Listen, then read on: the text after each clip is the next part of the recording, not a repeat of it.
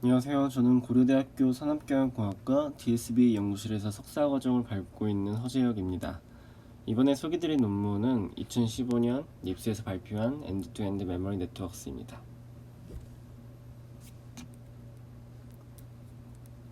먼저 인트로덕션에 대해 말씀드리자면 기존의 인공지능이 가지고 있는 챌린지를 크게 두 가지로 얘기할 수 있습니다.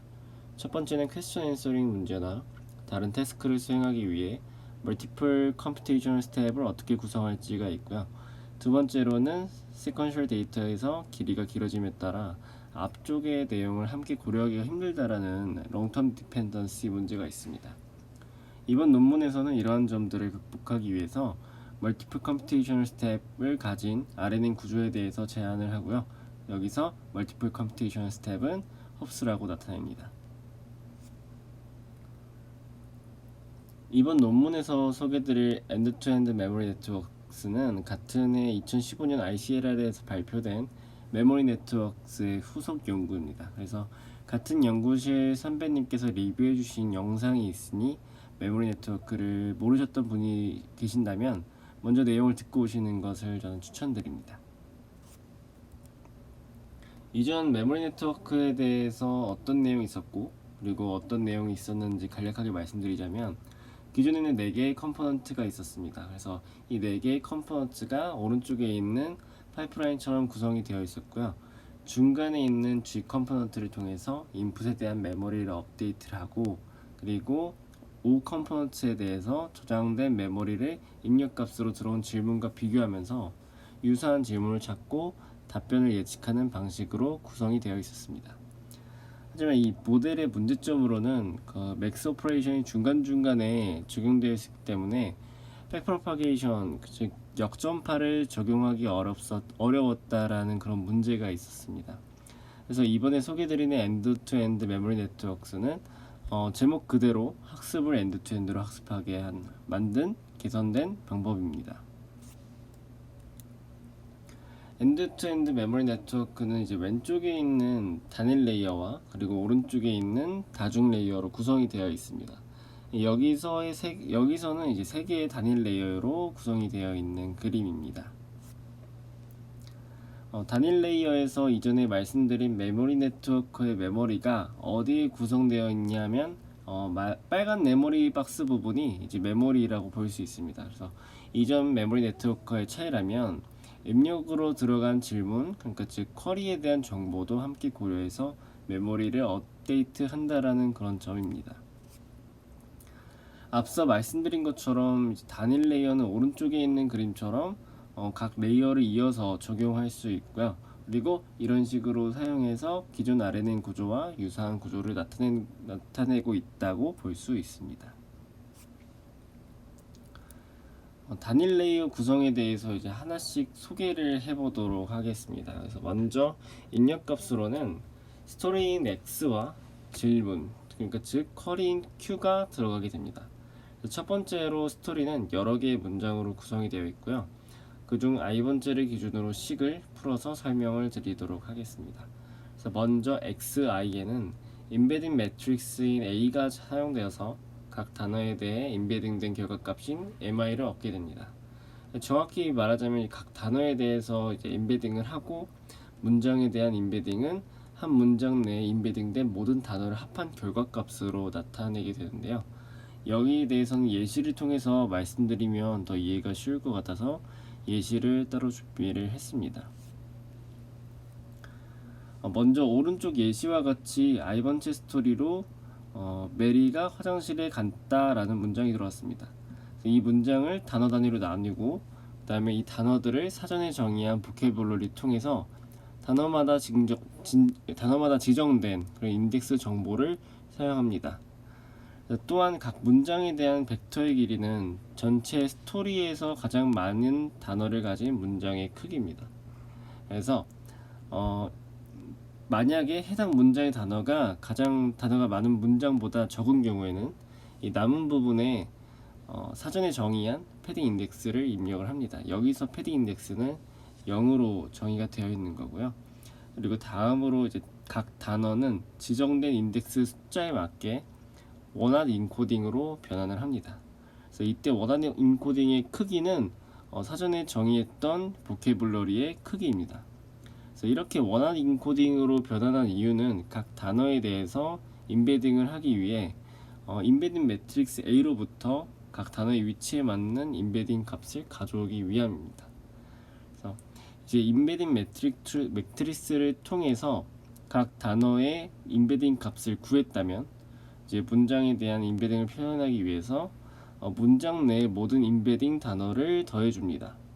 그래서 이런 것을 센텐스 레프레젠테이션으로 해서 백 오브 월드를 적용한 문장의 인베딩 결과값을 이 mi로 나타내게 됩니다. 다음으로는 이제 질문인 쿼리에 대한 인베딩 과정이고요.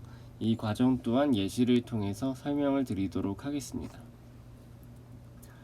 앞서 설명드린 입력값으로 들어간 스토리의 i번째 문장에 대한 인베딩 과정이랑 똑같고요. 그래서 질문은 이제 Where is Mary가 Mary에서 메리가 어디 있는지에 대한 질문이고, 이 문장에 대해서도 이제 단어별로 나눠준 후에 사전에 정의한 보캐블러리에 따라서 각 단어를 나타내는 인덱스로 변환을 합니다. 그리고 마찬가지로 이제 각 단어에 대해서 원한 인코딩을 적용을 하고요. 그 다음에 이 질문을 인베딩 할 때는 인베딩 매트릭스 B를 사용을 합니다.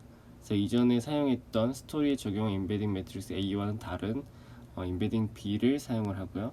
그리고 그 후에 센텐스 리프레젠테이션을 위해서 문장 내 단어 인베딩을 하나로 더해서 질문 문장에 대해 인베딩된 U라는 그 값을 얻게 됩니다.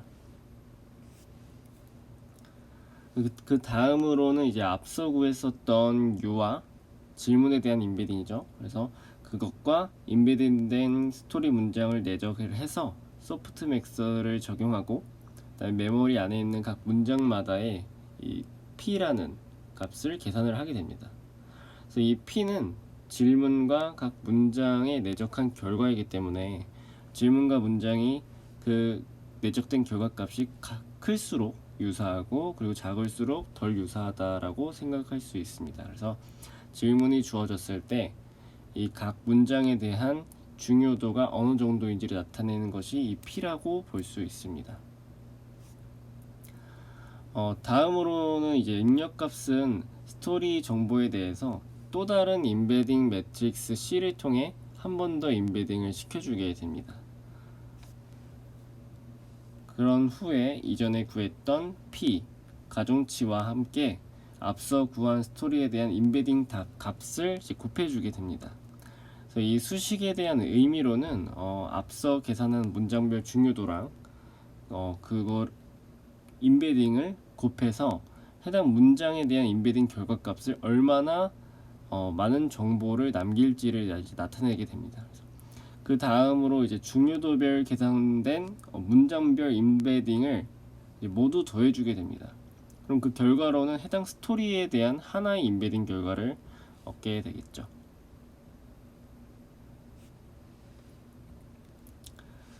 이제 이 스토리에 대한 인베딩 결과값이랑 그리고 질문에 대한 인베딩 결과값을 더하고 가중치 행렬과 연산을 해서 예상 답안에 대해 예측을 하게 됩니다.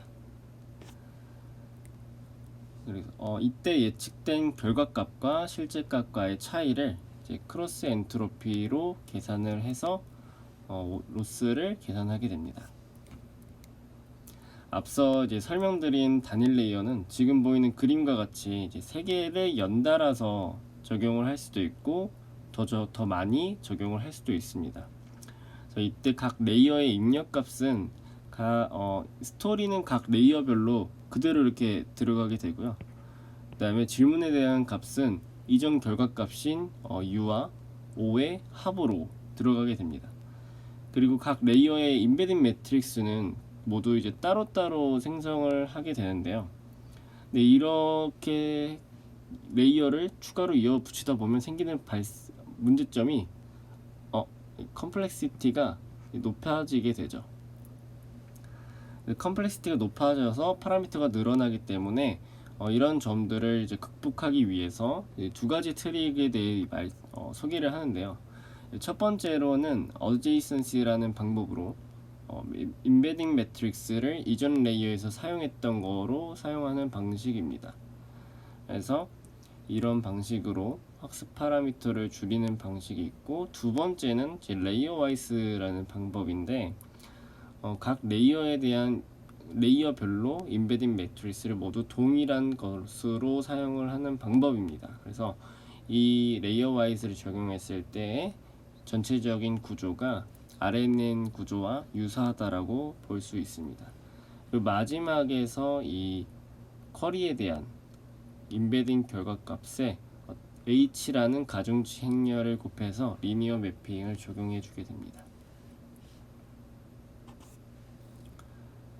이 논문에서 실험한 데이터는 이제 베이비라는 QA 데이터 태스크를 위한 데이터이고요. 베이비 데이터셋에서는 20가지의 태스크가 있고, 그리고 훈련 데이터의 형태는 스토리가 나열되고, 그 다음에 질문과 답변의 내용이 나오고 또 스토리가 이어지는 그런 식으로 구성이 되어 있습니다. 그리고 토이 데이터인 만큼 이제 단어 개수도 적고, 그리고 앞서 몇 번 말씀드렸던 예시처럼 쉬운 문장들로만 구성이 되어 있습니다. 각 태스크의 차이점은 이제 모두 이제 서로 다른 추론 방식으로 답변을 내야 한다라는 점이고요. 그리고 각 태스크별 훈련 데이터의 크기는 1000개나 또는 이제 10,000개로 구성이 되어 있습니다. 각 20가지에 대한 이제 태스크들에 대한 예시이고요. 그래서 몇 가지만 소개를 드리자면, 첫 번째 태스크는 싱글 서포트 팩트라는 추론이 필요한 문제이고, 답변에 대한 근거로 하나의 문장을 추론해야 되는 그런 문제입니다. 두 번째 태스크는 이제 two supporting facts라는 태스크이기 때문에 답변을 고려하기 위해서 두 가지 문장을 고려해야 되는 그런 태스크인 겁니다. 그래서 그 외에도 여러 가지 다양한 태스크가 18가지가 더 존재합니다. 데이터 구조에 대해서 이제 말씀드리면, 논문에서 실험한 베이비 데이터셋은 이제 1.1 버전이었고, 영어로 된 데이터와 그리고 사람이 읽지 못하게 각 문장의 내용이 이제 섞여서 만들어진 데이터가 있습니다. 현재는 1.2 버전으로 업데이트가 되어서 이제 힌디어도 추가가 되었고, 이후로는 뭐 다양한 언어로도 이제 추가해서 버전을 업데이트할 예정이라고 하긴 합니다. 데이터 형식은 먼저 문장에 대한 아이디가 나오고, 그 다음에 문장이 나옵니다. 그렇게 하나의 스토리가 이제 모두 끝나게 되면은 그 다음으로는 그 해당 스토리에 대한 질문이 나오고, 그 다음에 답변, 그리고 그 답변을 근거로 하는 문장의 몇 번째 아이디인지를 나타내게 됩니다. 그래서 맨 오른쪽의 예시를 통해서 보자면, 첫 번째로는 이제 메리가 화장실로 갔다, 두 번째로 존이 복도로 갔다 라는 스토리가 먼저 나오고, 그 다음으로 메리는 어디 있니?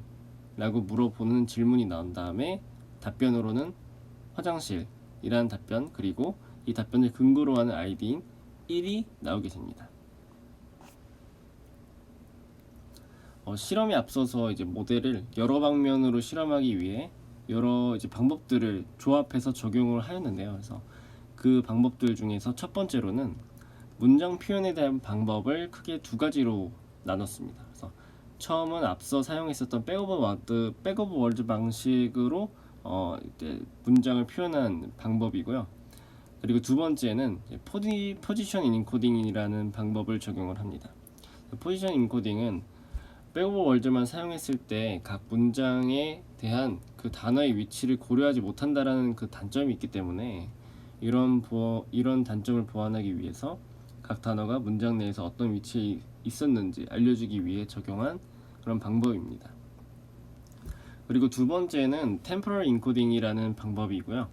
이 방법은 아래 예시처럼 그 하나의 문장 내에서 시간적 요소를 고려해야 되는 그런 상황을 고려하기 위해 적용된 방법입니다. 그래서 스토리에 대한 두 임베딩 결과값에 각각 TA와 TC라는 학습 파라미터를 추가해서 템포럴 인포메이션을 고려하게끔 학습을 시킨 방법입니다.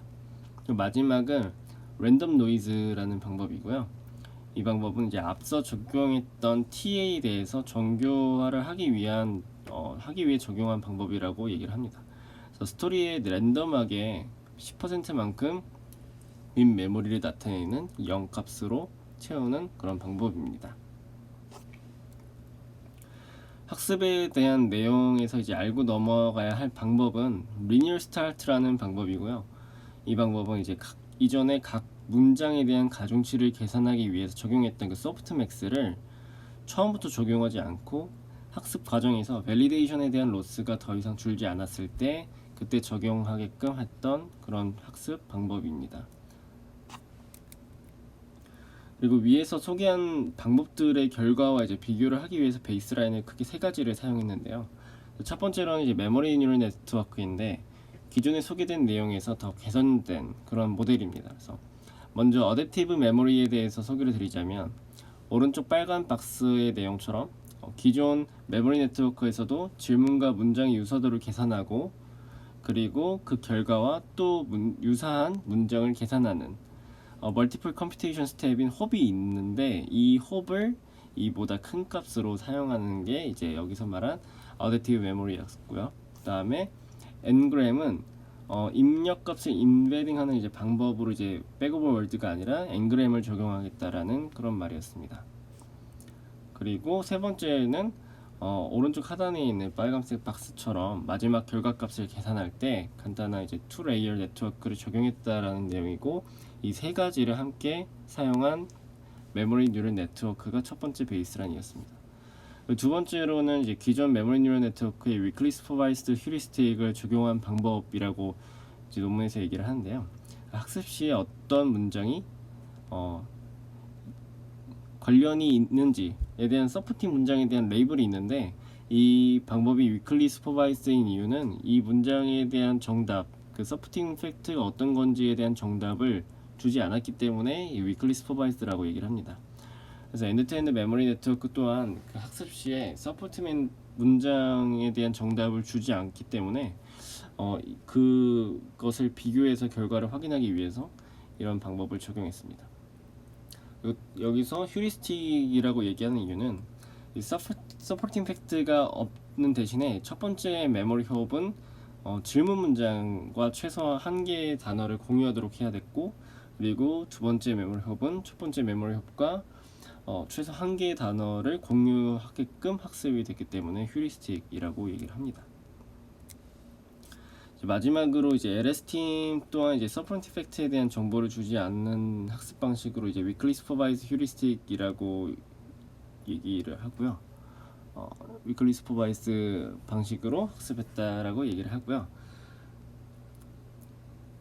그리고 기존 LSTM 학습처럼 스토리와 질문을 순서대로 넣고 거기에 맞는 답변을 계산하는 식으로 해서 학습을 하는 방법입니다. 이 실험에서는 이제 크게 네 가지에 대해서 비교를 한 결과를 이제 얘기를 했는데요. 첫 번째는 앞서 설명드렸었던 포지션 인코딩이 어느 정도 효과가 있는지, 두 번째는 이제 각각의 태스크를 따로 학습시킨 결과와 그리고 모든 태스크를 한 번에 학습시킨 결과 어떤 게 더 나은지, 그 다음에 세 번째는 리니어 스타트에 대한 영향력을 보기 위한 실험이었고, 그 다음에 마지막으로는 이 메모리 홉을 1에서 3까지 이제 바꿔가면서 메모리 홉이 증가함에 따라서 어떤 영향이 있는지를 비교를 해왔습니다. 그래서 실험 결과는 이제 각 20가지 태스크에 대해서 에러율로 이제 비교를 하였고요. 그래서 아래 failed 태스크는 에러율이 5%가 넘는 태스크가 몇 개인지를 얘기를 합니다. 그래서 위 실험의 결과는 이제 모두 1000개 훈련 데이터로 이제 학습을 한 결과이고 가장 아래 내용만 이제 10,000개의 훈련 데이터로 학습한 내용입니다. 우선 첫 번째로 이제 포지셔닝 인코딩에 대한 영향을 보았을 때 순서가 중요한 태스크들에 대해서 성능이 크게 향상됨을 알 수 있었습니다. 대표적으로 이제 4번과 5번 그리고 15번, 18번 태스크가 있었고요.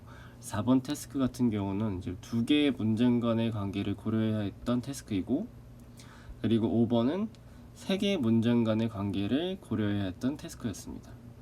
그래서 그 다음으로 이제 태스크 15에 대한 내용은 연역 과정이 필요한 그런 태스크였고, 소크라테스의 3단 논법이 이 연역법의 대표적인 예라고 볼 수 있겠죠.